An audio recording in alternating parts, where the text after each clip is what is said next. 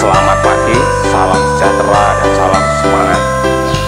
Bertemu lagi dengan saya Wahyu Adi Sukresno dalam mata pelajaran sejarah wajib untuk kelas 11 program studi IPA. Nah, untuk mengawali kegiatan pada pagi hari ini, marilah kita berdoa agar dalam kegiatan pembelajaran hari ini kita diberikan kelancaran serta kemudahan oleh Tuhan Yang Maha Esa. Nah, berdoa mulai.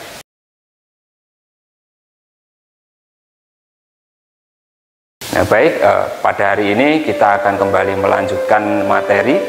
Kalau kemarin kita sudah mempelajari materi geger Pacinan, maka untuk pagi hari ini materi kita adalah mengenai perang Diponegoro. Nah, kira-kira apa yang tergambar di benak kalian ketika mendengar kata Pangeran Diponegoro? Ya, benar sekali, pastinya adalah salah satu tokoh pahlawan yang berjiwa nasionalis dan agamawan.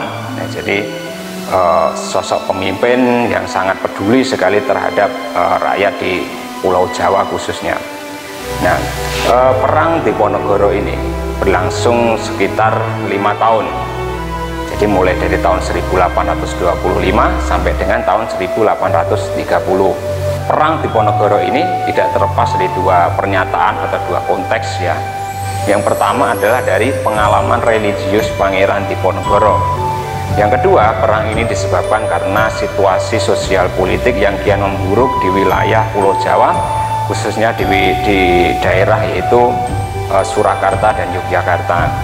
Nah, seperti apa maksud dari dua pernyataan tersebut? Marilah kita simak bersama. Nah, yang pertama adalah pengalaman religius dari Pangeran Diponegoro. Nah, Pangeran Diponegoro ini lahir pada tahun 1785.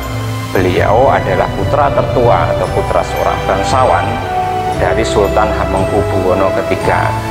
Nah, sejak kecil sampai menginjak remaja, beliau ini tinggal bersama neneknya di wilayah Desa Tegalrejo.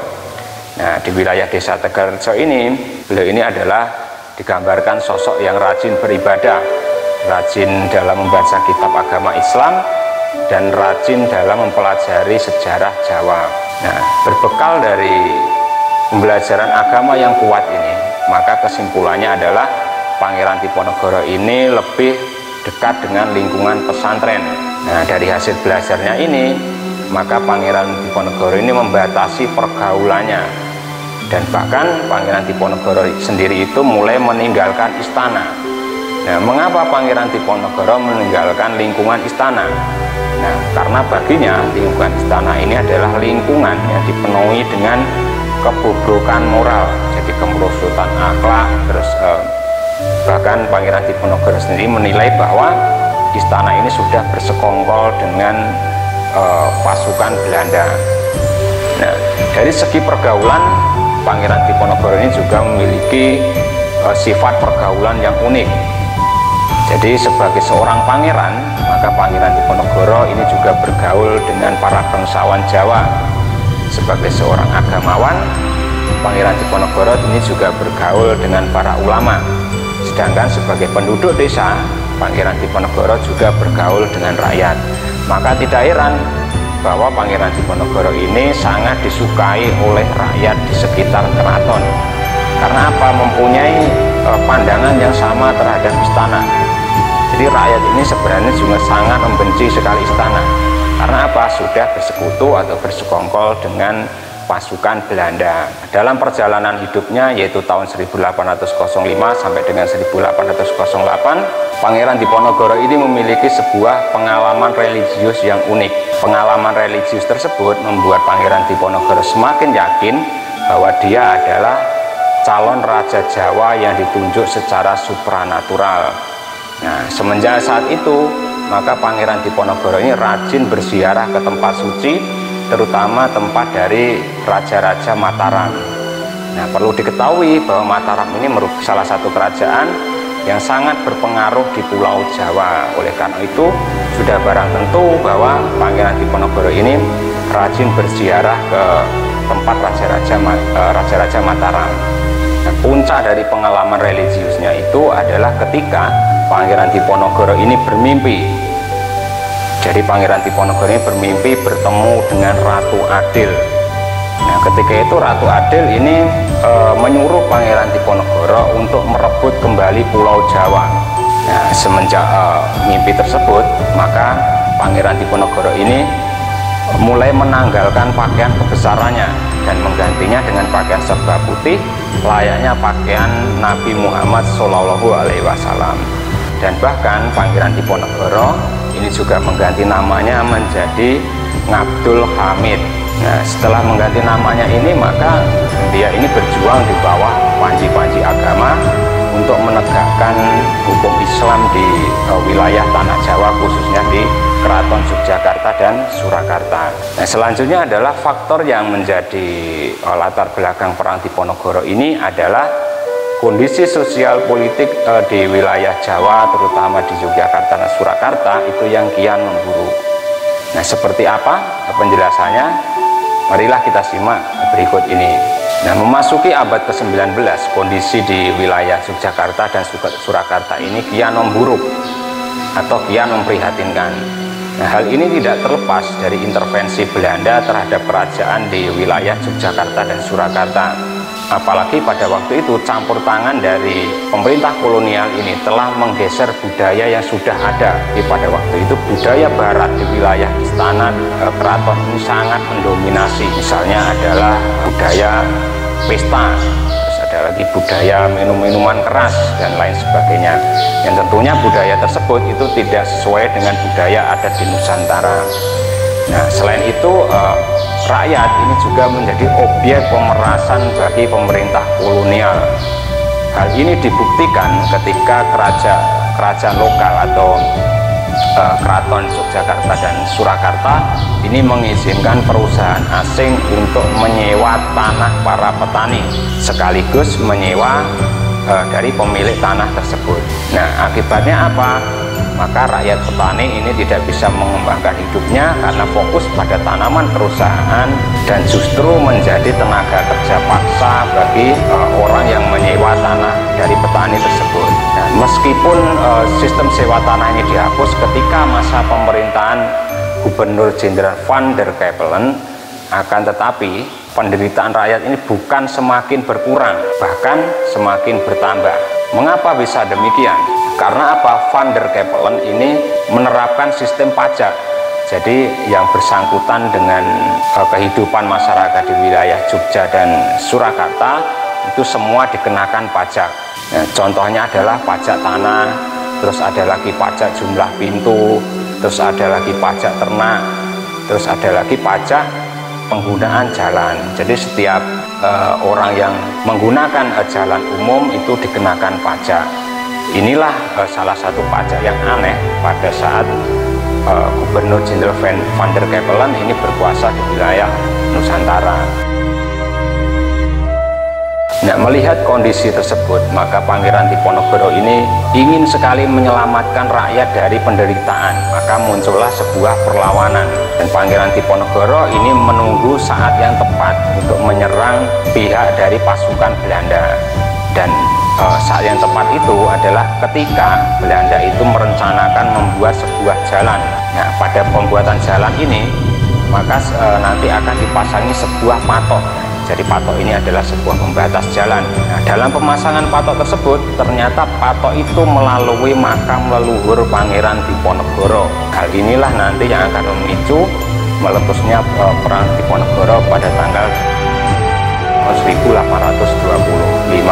Perang Diponegoro ini merupakan salah satu perang besar yang terjadi di Pulau Jawa setelah peperangan melawan Sultan Agung dan perlawanan Geger Pacinan. Nah, kembali lagi mengenai pemasangan patok tadi. Jadi ketika Pangeran Diponegoro ini mengetahui bahwa Belanda memasang patok yang melewati makam dari leluhur Pangeran Diponegoro, maka dengan keberaniannya Pangeran Diponegoro mencabut patok-patok tersebut dan menggantinya dengan tombak. Nah, pada waktu itu, yaitu pada tanggal 20 Juli tahun 1825, pasca pembongkaran patok-patok yang melewati makam leluhur Pangeran Diponegoro ini, rakyat ini mulai datang berkumpul dan berduyun-duyun di kediaman Pangeran Diponegoro di Tegalrejo. Nah, dalam berkumpul tersebut tentunya rakyat ini sudah mempersiapkan dan membawa berbagai macam senjata. Jadi mulai dari pedang, terus ada lagi tombak, ada lagi lembing. Dan rakyat ini mengucap sumpah setia terhadap Pangeran Diponegoro untuk mendukung ya, dan berperang melawan pasukan Belanda. Nah, ketika Belanda mengetahui bahwa patok tersebut sudah dilepas oleh Pangeran Diponegoro, maka Belanda mulai mengepung desa Tegalrejo. Jadi desa tersebut sudah dikepung oleh Belanda. Ketika rakyat itu juga berkumpul di kediaman Pangeran Diponegoro, maka terjadilah perang sengit antara Belanda dengan Pangeran Diponegoro.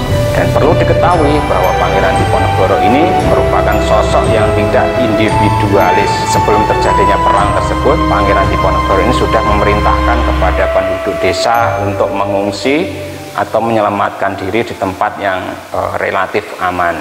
Pada waktu itu Pangeran Diponegoro ini mengarahkan kepada penduduk desa itu untuk mengungsi di wilayah yang namanya Dikso.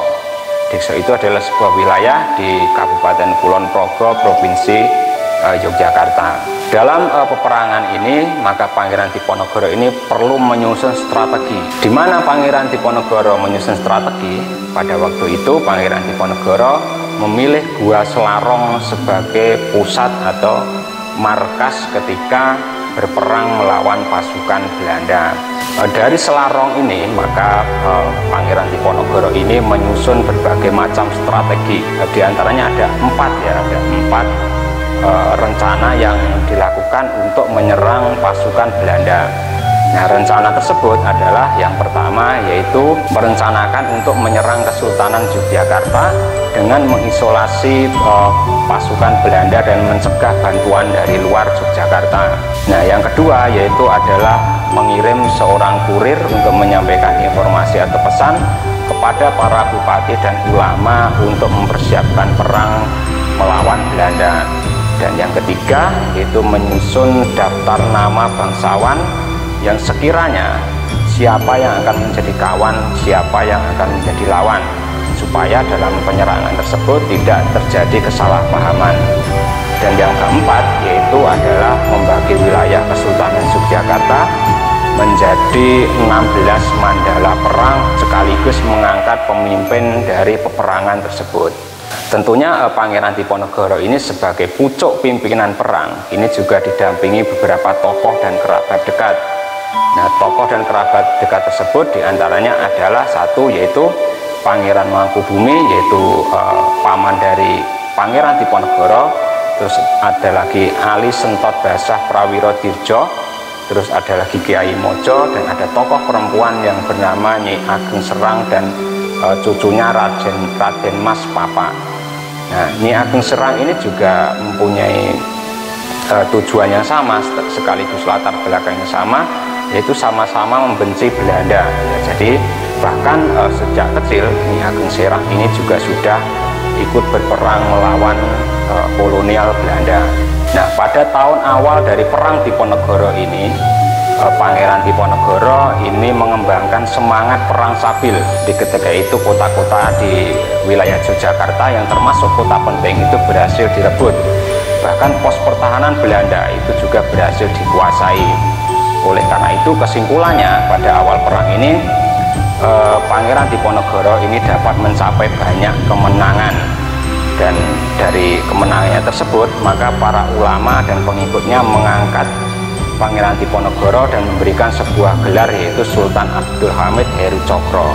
Berangkat dari kemenangannya tersebut maka perlawanan itu semakin meluas sampai keluar wilayah Yogyakarta. Contohnya adalah di wilayah Banyumas, terus ada lagi di wilayah Pekalongan, di wilayah Kedu, wilayah Semarang.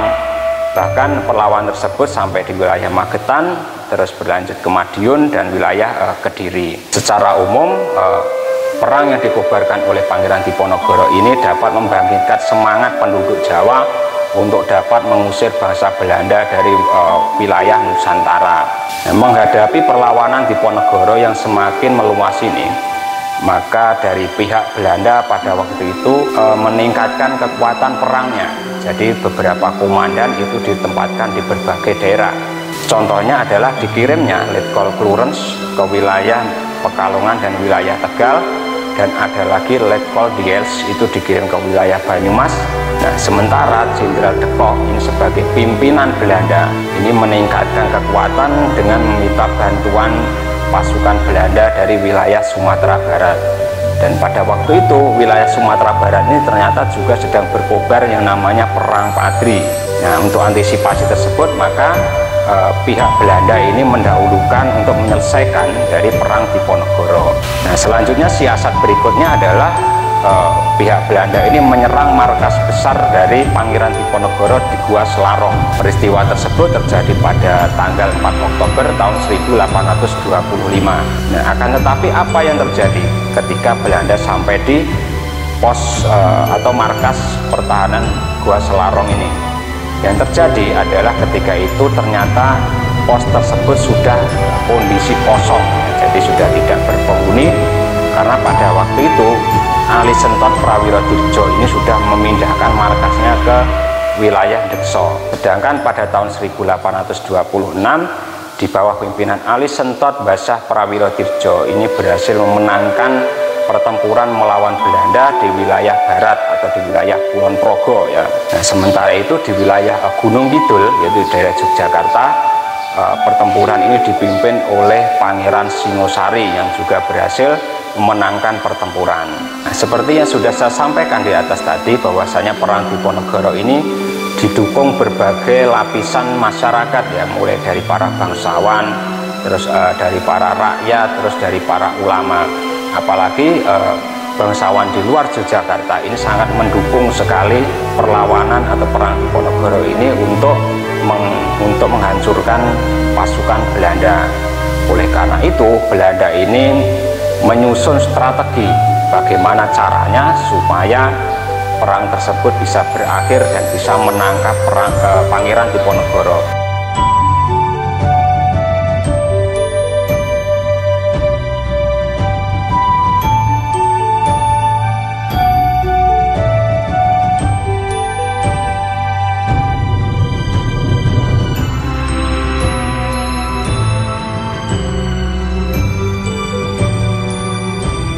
Perlawanan pasukan Diponegoro yang bergerak dari wilayah pertahanan pos pertama ke pos selanjutnya ini, serta pengaruh dari perlawanan Diponegoro ini membuat Belanda semakin kebingungan. Di Belanda mulai menyusun sebuah strategi untuk dapat melumpuhkan Perang Diponegoro ini. Nah, salah satu strategi yang diterapkan untuk melumpuhkan Perang Diponegoro ini adalah menggunakan strategi benteng stelsel.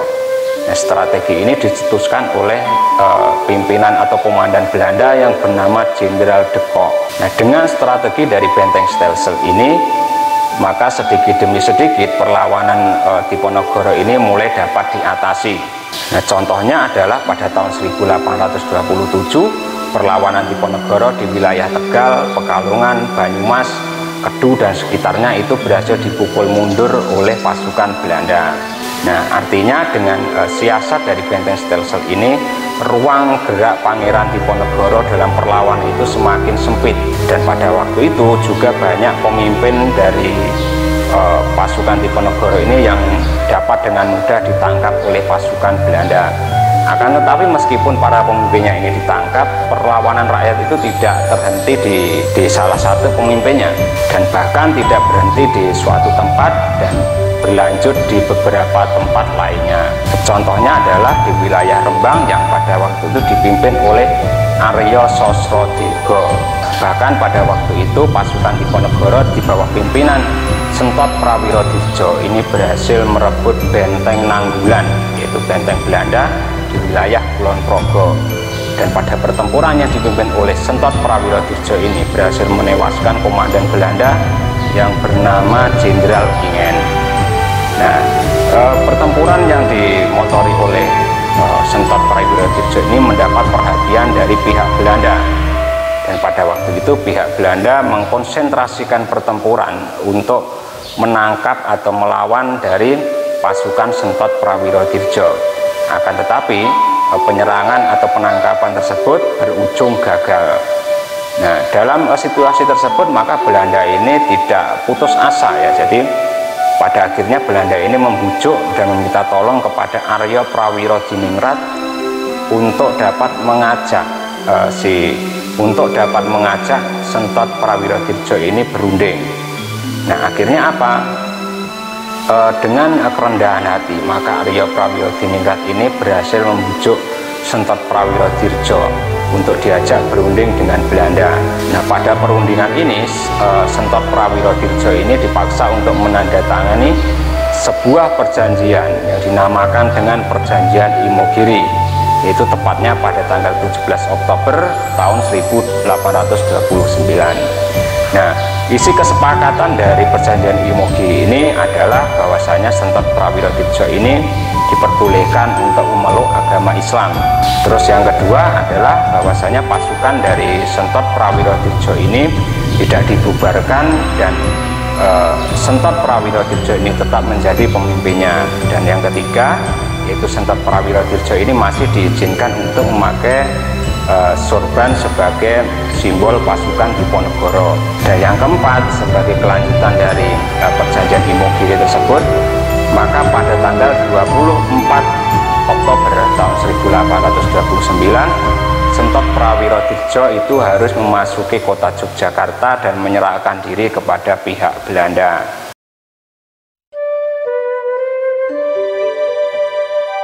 Penyerahan diri dari Sentot Prawirodirjo kepada Belanda ini menjadi pukulan berat bagi para pengikut Pangeran Diponegoro.